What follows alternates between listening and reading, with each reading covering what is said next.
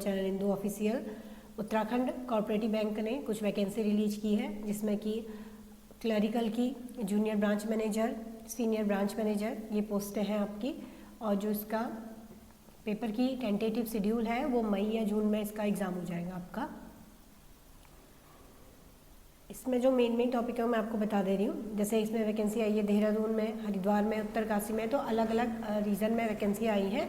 और जैसे किसी में, जैसे उत्तरकाशी से अगर आप फिल करते हैं तो इसमें एससी के लिए 5 पोस्ट है, एसटी के लिए 2 पोस्ट है, ओबीसी के लिए कोई पोस्ट नहीं, डब्ल्यूएस वाले के लिए 1 है, जनरल के लिए 12 है। तो ये जहाँ से भी आप जिस भी डिस्ट्रिक्ट से फॉर्म फिल करें उसमें अपनी पोस्टें ज़रूर देख लीजिएगा, फिर ही फॉर्म को फिल करना। और उसके बाद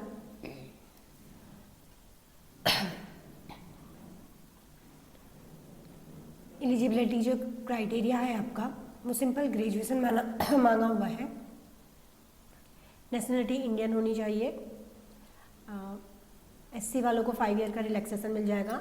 एज लिमिट की बात करें तो मिनिमम 21 है और मैक्सिमम 42 है, यानी कि कम से कम आपकी एज 21 होनी चाहिए और अधिक से अधिक 42 होनी चाहिए। यहाँ पे साफ साफ लिखा है कि 1/7/1942 के बाद वाले फॉर्म फिल नहीं कर सकते हैं और 1/7/2003 के पहले वाले भी फॉर्म नहीं फिल कर सकते। मतलब इन दोनों के बीच में आपकी एज होनी चाहिए 1982 से लेकर 2003 के बीच में, ठीक है।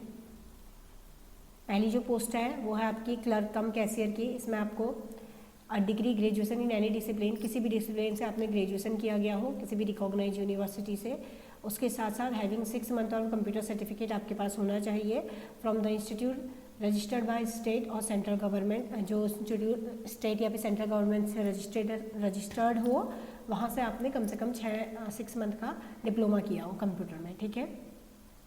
ये जो मांगा गया है वो क्लरिकल के लिए भी है, जूनियर ब्रांच मैनेजर के लिए भी है और सीनियर ब्रांच मैनेजर के लिए भी है। उसके बाद जो असिस्टेंट मैनेजर की पोस्ट है, इसमें ग्रेजुएशन या तो इकोनॉमिक्स की से की हो या कॉमर्स से, स्टैटिक्स से या मैथ्स से, और उसमें आपके 55% होनी चाहिए, या फिर आपने पीजी की हो यानी कि पोस्ट ग्रेजुएशन की हो किसी भी डिसिप्लिन से, उसके साथ साथ 6 मंथ का डिप्लोमा कंप्यूटर में। और जो BCA MCA PG DCA वाले हैं ये डिप्लोमा की इनको ज़रूरत होती नहीं है, ये ऐसे ही फिल कर सकते हैं। जो मैनेजर की पोस्ट है इसमें ग्रेजुएशन मांगा है इकोनॉमिक्स, कॉमर्स, स्टैटिक या मैथ्स से विथ 60% के साथ, ठीक है। उसके साथ साथ 6 मंथ का डिप्लोमा आपका, ये आपका एजुकेशन क्वालिफिकेशन है।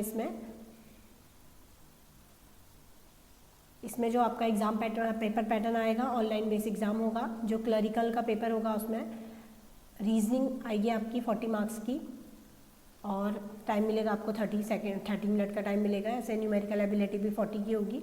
जनरल फाइनेंस और अवेयरनेस 60 होंगे। हिंदी लैंग्वेज के 20 क्वेश्चन, इंग्लिश लैंग्वेज के 20, कंप्यूटर के 20, तो टोटल मिला के 200 मार्क्स का पेपर होगा आपका। 200 क्वेश्चन आएंगे, 200 मार्क्स का होगा और 120 मिनट का समय मिलेगा आपको, यानी 2 घंटे का पूरा समय मिल रहा है। जूनियर ब्रांच मैनेजर की जो पोस्ट है इसमें रीजनिंग आपकी 40 की होगी, ऐसे ही क्वांटिटेटिव एप्टीट्यूड 40, जनरल 60, हिंदी 20 और इंग्लिश 20, तो कंप्यूटर नॉलेज 20 की। टोटल 200 क्वेश्चन आएंगे, 200 मार्क्स का होगा, इसमें भी 120 मिनट का समय मिलेगा। सीनियर ब्रांच मैनेजर में रीजनिंग आपकी 50 मार्क्स की होगी और 50 क्वेश्चन आएंगे। Quantitative aptitude 50 marks 50 question, financial 60 marks 60 question, English 20 marks 20 question, computer 20 marks 20 question. इसमें हिंदी नहीं आएगी आपकी सीनियर ब्रांच मैनेजर में। 120 मिनट का पेपर होगा, 200 आएंगे आपके क्वेश्चन। मैनेजर के लिए रीजनिंग होगी 40 मार्क्स की, क्वांटिटेटिव एप्टीट्यूड 40 मार्क्स के, और फाइनेंशियल अवेयरनेस के 60 क्वेश्चन आएंगे 60 मार्क्स के, हिंदी लैंग्वेज 20 मार्क्स की और इंग्लिश 20 की, कंप्यूटर नॉलेज 20 की, यानी कि 120 मिनट का समय और 200 क्वेश्चन। असिस्टेंट मैनेजर के लिए भी सेम चीज़ें हैं, 200 मार्क्स और 120 मिनट का समय है। जो एग्जामिनेशन सेंटर है इसके देहरादून, हल्द्वानी, रुड़की, न्यू दिल्ली, लखनऊ और मेरठ, ये आपके एग्जामिनेशन सेंटर हो जाएंगे। आप कोई भी फॉर्म को किसी भी एग्जामिनेशन सेंटर में फिल कर सकते हैं। इसमें एक ही पेपर है आपका, जो आपकी कट ऑफ बनेगी वो 2 स्टेजेस होगी। पहली तो होगी on score of individual test, यानी कि जो आपके हर एक पेपर में अलग अलग टेस्ट होगा, जैसे हिंदी का अलग होगा, इंग्लिश का अलग होगा, तो उसके अकॉर्डिंग भी बनेगी और टोटल के अकॉर्डिंग भी बनेगी आपकी।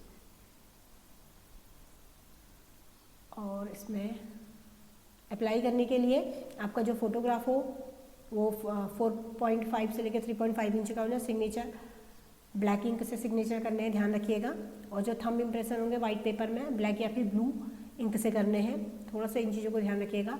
हैंड डिक्लेरेशन आपके लिए लिखने के लिए आएगा, तो हैंड डिक्लेरेशन करके देंगे, कुछ जो लिखा हुआ होता है उसको स्कैन करेंगे, ये हैंड डिक्लेरेशन है।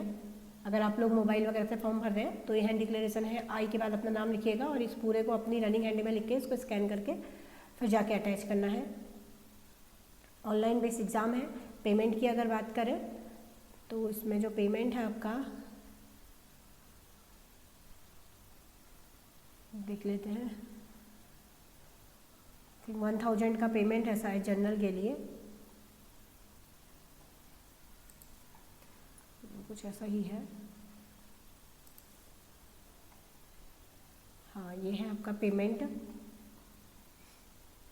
जनरल के लिए, ओबीसी के लिए और ईडब्ल्यूएस वाले कैंडिडेट्स के लिए 1000 का चालान है और एसटी एससी के लिए 750 का चालान है। अगर आप बैंकिंग की तैयारी कर रहे हैं और थोड़ा सा इजी पैटर्न चाहते हैं अदर बैंक के कंपैरेटिवली, तो आप इस फॉर्म को फिल कर सकते हैं और सिलेक्शन पा सकते हैं। तब तक के लिए थैंक यू।